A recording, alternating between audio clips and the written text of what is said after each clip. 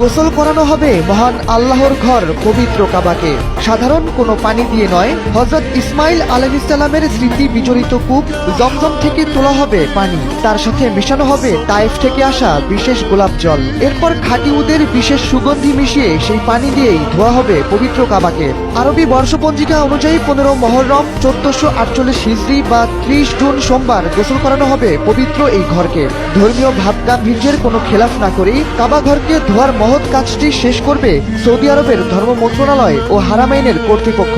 প্রতি বছরের মতো এবারও 30 জুন এই উপলক্ষে সৌদির রাষ্ট্রীয় অনুষ্ঠানে অংশ নেবেন মুসলিম বিশ্বের আনাচে কানাচ থেকে আসা শীর্ষস্থানীয় ইসলামিক ব্যক্তিত্ব, চিন্তাবিদ, আলেম ও বিভিন্ন দেশের রাষ্ট্রদূতরা। জানা গেছে ইতোমধ্যেই কাবা শরীফকে ধোয়ার কাজ শুরু হয়ে গেছে। মঙ্গলবার রাতে এশার নামাজের পর পবিত্র কাবার দরজার গিলাফের অংশটি ওপরে তুলে দেওয়া হয়েছে, যাতে আমন্ত্রিত অতিথিদের ভেতরে যাতায়াতে কোনো সমস্যা না হয়। সাধারণত বছরে দুবার কাবা শরীফ ধোয়ার এই পবিত্র উৎসবের আয়োজন করা হয়। প্রথমবার পবিত্র রমজান মাসের আগে এবং দ্বিতীয়বার পবিত্র হজ সম্পন্নর পর মহররম মাসের শুরুতে।